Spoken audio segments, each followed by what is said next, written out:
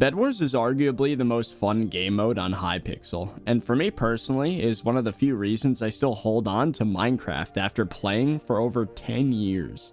It's also one of the few multiplayer game modes to break into the mainstream.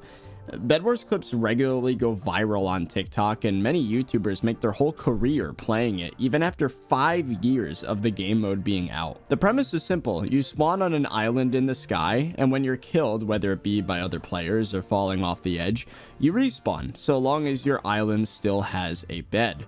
Other players can break this bed, and once it's gone, you permanently die, which is called a final kill.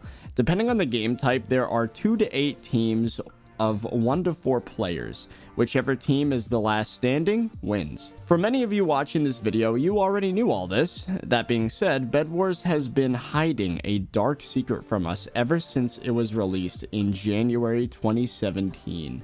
I'm about to reveal a trade secret about Bedwars that Hypixel has been hiding from us for 5 years, and the implications are insane.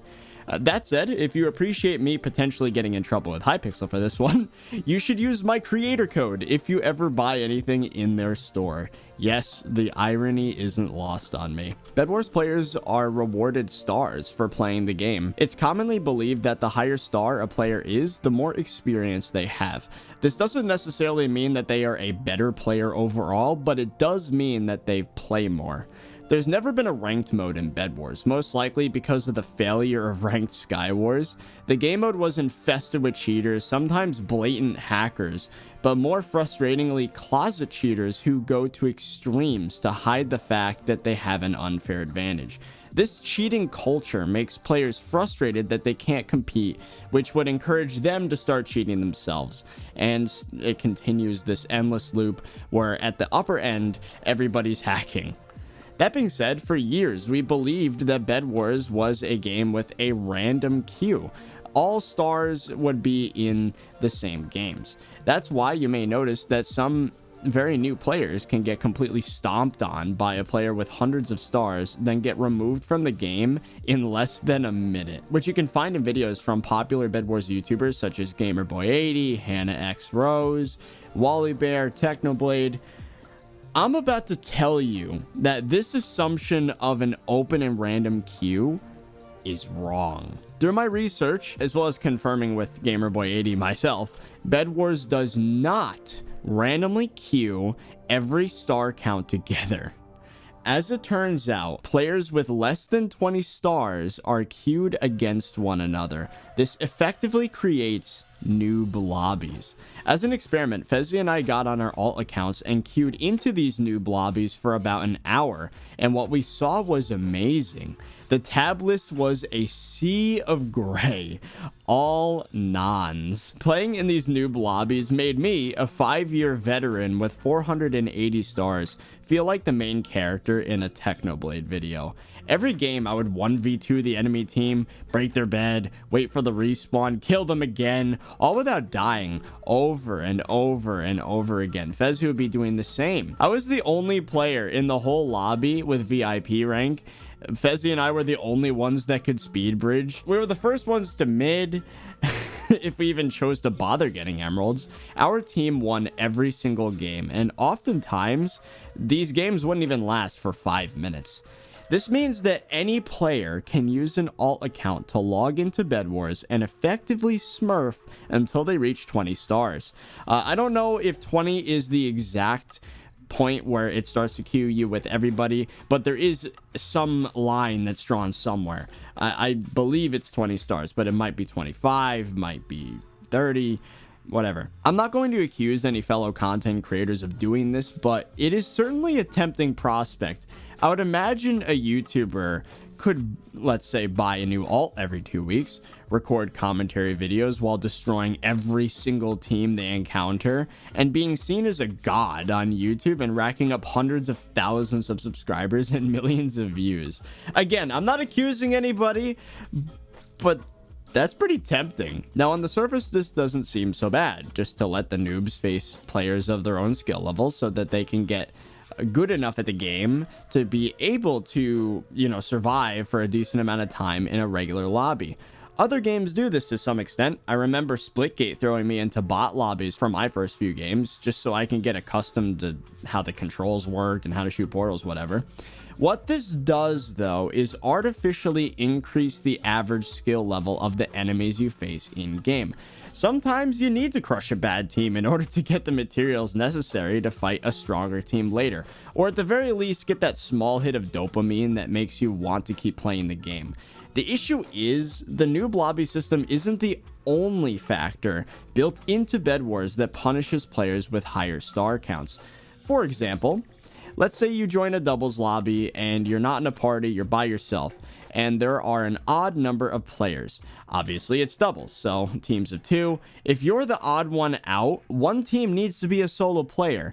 The game will always put the highest star unpartied player on the solo team, putting you at a massive disadvantage. Believe it or not, there are also factors outside of the game's mechanics that essentially make Bedwars ranked. Those two factors might be built into the game, but what I'm about to say is more of a Bedwars culture type thing, which effectively still makes the game mode ranked. It's a lot more common than you would expect. It's a common practice for high-level players to, quote, dodge lobbies that have a high-ranked player in them, or multiple high-ranked players in them. For example, MVP++. This is because, generally speaking, ranked players are more experienced, considering that they spent money on the server. They're more invested in their time playing on Hypixel. This is what started the whole meme that made people say that nons are bad, because on average, nons are bad. Not saying because you're a non that you're bad, but it does mean that if you're not a non, chances are you're more invested in Hypixel, which on average means that you're a better player. I know I'm going to get a little bit of flack in the comments for that, but it's all about averages, people. You can be a non and have 700 stars and be a god at the game. You're just more rare. Most of the time, it is a solid guess to assume that a ranked player on average is better than someone of a lower rank, especially better than someone with no rank. People also use mods like Levelhead to check for Hypixel level, therefore stars as well if your only game mode's Bedwars, and dodge you based on that. Again, players that are more active are obviously a bigger threat. If you're not aware of lobby dodging or are too lazy to do so yourself, you are usually put in lobbies that have a disproportionately high number of ranked players, which will make the following game more difficult for you. So technically, yes, there is no system in the game that will make every lobby you queue worse. A ranked mode traditionally will put people of a similar skill level to you or a higher skill level to you in a lobby if you have a lot of skill. But a game like Bedwars, all of the high-level players will generally try to stay away from each other unless they are lazy. And again, it artificially changes the composition of these lobbies, which will inevitably put you in a lobby that you might not belong if you don't participate in that activity. Does that make sense? That sounds a lot more complicated than it actually is. In my opinion, the worst offender, though, towards my ranked Bedwars theory is, again, not technically a system built into the game, but nonetheless, it will make the game miserable for players of high status, and that is targeting. Bedwars is a game where there are multiple options for which team you can attack. Generally speaking, players tend to attack teams that are the biggest threat first, such that they don't get too many diamond upgrades or emeralds. The only thing worse than facing a really good team is facing a really good team that has Obsidian and Prot 4. Again, on the surface, this doesn't seem like a big deal. If I was playing Bedwars and noticed that a team killed their neighbor and was the first to mid, then yeah, I'd obviously go for them first. Taking that risk to go mid has consequences. Killing beds quickly has consequences. You bring attention to yourself, which is completely fair in my opinion. As a Bedwars player myself, it would be in my best interest to know who is the biggest threat so that I can remove them from the game quickly, increasing my chance for the win. Just like the cheating example in ranked Skywars though, losing over and over may inspire players to seek out ways to more effectively figure out who is the biggest threat such that they can win more games. The issue is that sometimes players are targeted for factors that have nothing to do with what they do in game. Like I said earlier, people use level head to determine players' Hypixel level and look at player ranks in order to dodge lobbies. But they also use this as a deciding factor for who they target first in the game. Targeting in this way can wreck your games because it disrupts the normal flow of the game. Generally, your first fight is the base right next to you, and then you move on to either the next base in that direction or you turn around and attack the base on the other side. When dealing with targeters, you now have to not only deal with your neighbors, which likely are starting to bridge over to you anyways, in addition to some random team that makes a beeline straight for your base from across the map because they're under the impression that you're going to be a problem later, which leads to getting double rushed. It's pretty much the worst scenario you can imagine in Bedwars other than triple, quadruple, quintuple rushing, which all of those I've experienced in my day, even when nicked. This is when, in my opinion, targeting starts to become an unfair advantage. Why should I be put at a permanent disadvantage because I have a high star? How is it fair that by merely existing, multiple teams will cross the entire map just to attack me first, before I've even left my own island? Hypixel's response to targeting started with YouTube rank, with the /nick system. With the addition of MVP++, regular players could also nickname themselves. The basic idea is that you are given a random name and skin so that you're not harassed by people that might recognize you. The issue is this system is insufficient at deterring harassment and targeting from other players in 2022. The nick system has been given so much more attention since it was given to MVP++, back when that rank was new, and because of that, it is widely known how the system can be abused. Like I said in my previous rant, it is extremely easy to tell if a player is nicked based on the formulaic names that they're given, the limited skin choices, the lack of any stats when using level head. By the way, level head makes this even worse because right away, users of the mod can tell that a player's nicked because the stats don't exist for a player with that name, so nothing shows. This immediately gives away that a nicked player is either MVP++, YouTube rank, or staff, which leads to unfair targeting. Even worse, again from my previous rant, there are now mods that can not only de-nick players, which means giving away the exact name of a nicked player, but mods that can tell you whether or not a player is in a party. If you know the specific name of a nicked player, you can look up their stats and rank just like an unnicked player, again leading to targeting. If two players are in a party, chances are their coordination as a team is better, meaning they're a bigger threat, meaning another reason to target them. So simply existing with MVP++ and a high star count, being in a party, nicked or unnicked, will expose you to targeters and decimate your chances of a fair game. And there is nothing you can do about it other than lobby dodging for 10 to 20 minutes between games. This is an actual thing people do if they actually care about their stats in 2022. It's a part of the game, spending 10 to 20 minutes queuing the perfect lobby before you start. Doesn't that sound fun? Once you buy a rank and or get a high star count, they are doomed to become more toxic because of targeters. No longer is Bedwars a contest of skill, it is a game of patience, which rewards players who put the most time into catering the perfect lobby pre-game and eliminating the highest risk players that are left over. In order to make Bedwars a truly fair game, the practices of lobby dodging and targeting need to be stopped. In my opinion, the only way to effectively do this is to hide every single player's name, rank, star count, party status, win streak, basically anything that differentiates themselves in the lobby queue and in game. Maybe you can reveal who it is you killed upon getting a final, because then at least you get to show off your rank and name somewhere. But honestly, the biggest problem here is that people just abuse it. You give them an inch, they take a mile. They will use every freaking advantage they can get. By the way, Duels has a system where you cannot see any of the information about your opponent before the duel starts, which would probably, I would assume, prevent any sort of lobby dodging, right? If you find someone that's like 3 times as good as you are, then you obviously don't want to duel them. But you don't know. But the system could be bypassed with mods, so is it really that helpful? I don't know.